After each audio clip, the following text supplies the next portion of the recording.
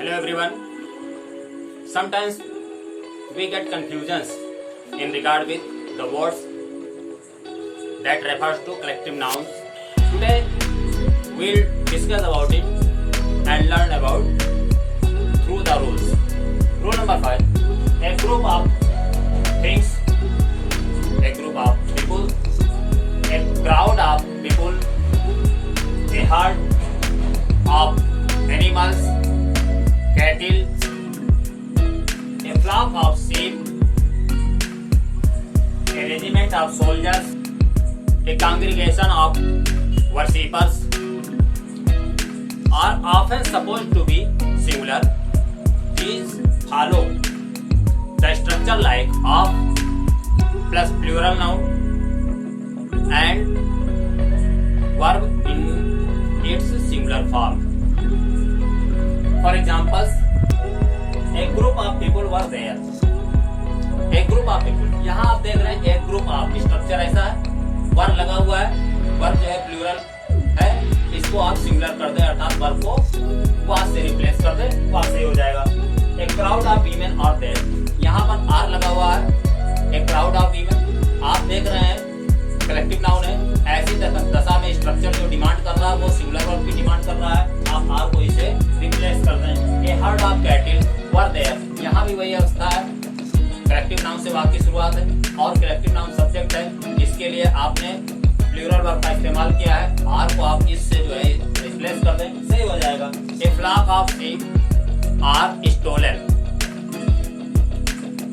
तो आप यहाँ पर a flock of sheep are stolen, are को इससे आप जो है रिमूव कर दें, रिप्लेस कर दें, सही हो जाएगा. A regiment of soldiers are there, are को आप इससे रिप्लेस कर दें क्योंकि स्ट्रक्चर वही डिमांड कर रहा है सिंगुलर वर्ब की, इसलिए आप सही करें इसको, आर को इससे रिप्लेस कर दें. और इस तरह से आखिर देखते हैं fleet of ships, A fleet of ships और डिस्ट्रॉयड, यहाँ पर आप देख रहे हैं कि आर को आप इससे रिप्लेस कर दें, तब आपका वाक्य सही हो जाएगा. रूल नंबर 2, कुछ कलेक्टिव नाउन को मॉडर्न ग्रामर के अनुसार ग्रुप नाउन्स कहते हैं, जो कि व्याकरण के अनुसार सिंगुलर होते हैं किंतु अर्थ में ये प्लूरल माने जाते हैं. अतः इनके साथ हम सिंगुलर या प्लूरल वर्ब उनके भाव के अनुरूप ही लगाते हैं. फॉर एग्जाम्पल्स में चलते हैं.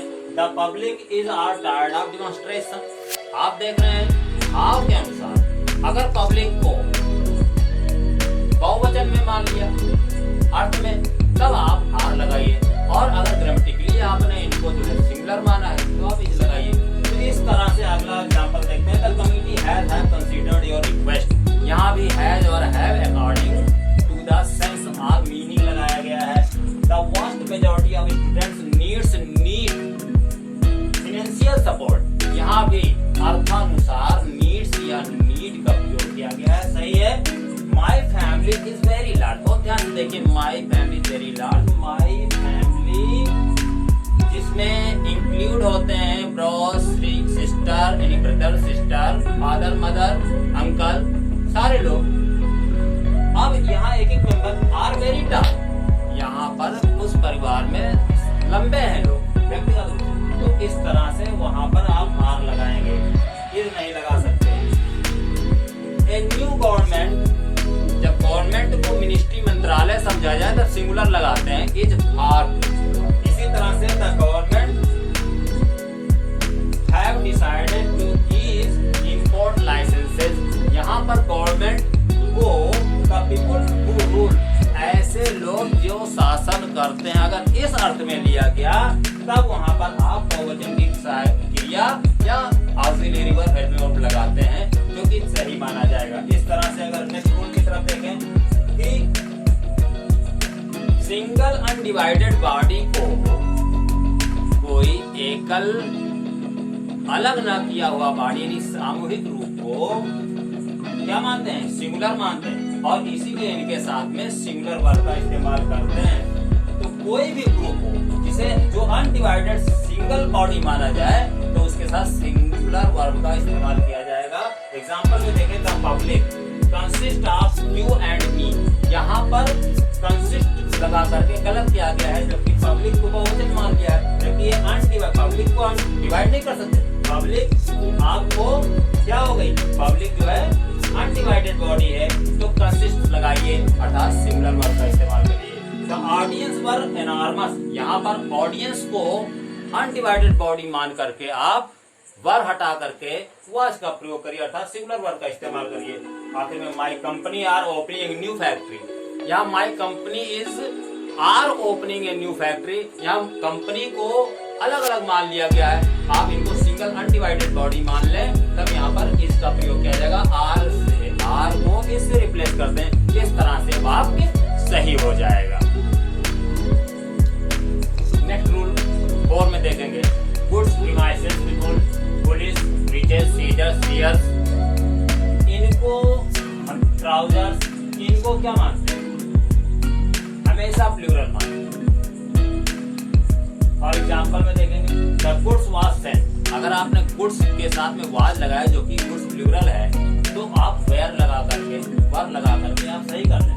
The premises looks too long, आप देख रहे हैं कि प्रीमाइसेस बहुवचन में है, तो आप लुक्स नहीं लगा सकते, आप लुक्स से इसे रिप्लेस कर दें।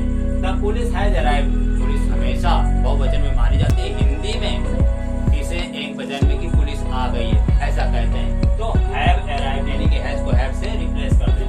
द सीयर्स इज ब्लंट, यहाँ पर सीयर्स बहुवचन में है और आपने इज लगाया हुआ है, तो आप इसको आर से रिप्लेस कर दें। नेक्स्ट रूल की तरफ देखेंगे कि अगर किसी इन्हीं शब्द अर्थात shears, sheep, shoes, scissors, trousers इत्यादि, इनको हमेशा क्या माना जाता है, सिंगुलर माना जाता है, तब जब इनके आगे ए पेयर ऑफ लिखा हो। दूसरी, लेकिन अगर इनके साथ में ए पेयर ऑफ इनके पूर्व में नहीं लिखा गया है, तब आप जान लीजिए ये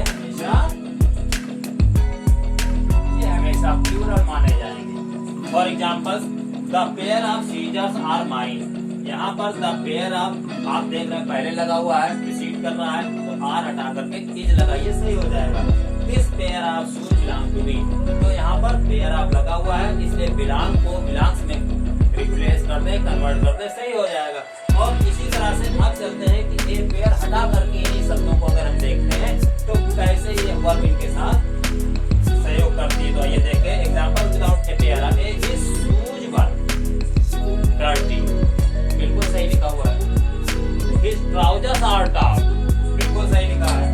दोस सीजर्स बिलोंग टू मी, बिल्कुल सही, क्योंकि इनके आगे a pair of the pair of नहीं लिखा हुआ है। नेक्स्ट रूल की तरफ चलेंगे, पीपल कैटिल शीप को हमेशा प्लूरल माना जाता है और इनके साथ प्लूरल वर्ब का इस्तेमाल करते हैं। एग्जांपल के तौर पर, people does not like to be kept waiting, अगर आप ऐसा करते हैं does not like to be kept waiting, अर्थात वो भी पीपल को जो कि प्लूरल है, तो डज को टू में आप रिप्लेस कर दें अर्थात कन्वर्ट कर दें, सही हो जाएगा। The कैटिल was grazing in the field, अगर आपने इस तरह से लिखा है तो कैटिल बहुवचन है, आप इसको आर में कन्वर्ट करें, इसको सही हो जाएगा। He bought 5 sheep, अब आप ध्यान दीजिए, sheep, deer इनके साथ एस नहीं लगता, अब आप 5 लगा करके sheep लगा दिए, गलत हो गया, तो sheep लगाइए, नहीं तो गलत हो जाएगा, sheep हटा दीजिए।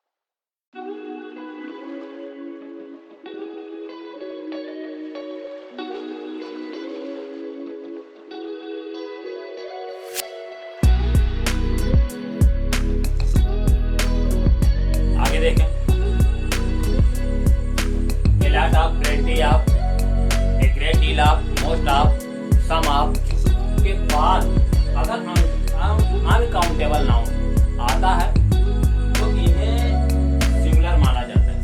लेकिन अगर प्लूरल काउंटेबल नाउन आए तब इन्हें प्लूरल माना जाएगा। एग्जांपल के तौर पर देखते हैं, he has plenty of opportunity। यहाँ पर अपॉर्चुनिटी को अगर आप अपॉर्चुनिटीज से रिप्लेस कर दें तभी जाकर के सही होगा। There are plenty of sugar या फिर rice.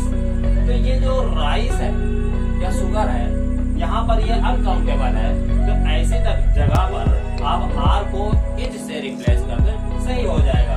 Most of the boys is ill, यहाँ भी ध्यान दीजिए, बॉय इज इल अगर है तो आप बॉयज आर इल लगाएंगे। अगर बॉय इज इल है तो बॉयज आर लगा करके आप आपको सही करें। Most of the sugar are rotten, यहाँ भी आप ध्यान दीजिए अनकाउंटेबल नाउन है इस फ्रेज के बाद में, तो आर हटा करके सिंगुलर वर्ब अर्थात इज लगाएं। इसी तरह नेक्स्ट रूल की तरफ देखते हैं। संबंध हमारा जो है, रिश्ता जो हमारा, जैसे mother in law, brother in law, father in law,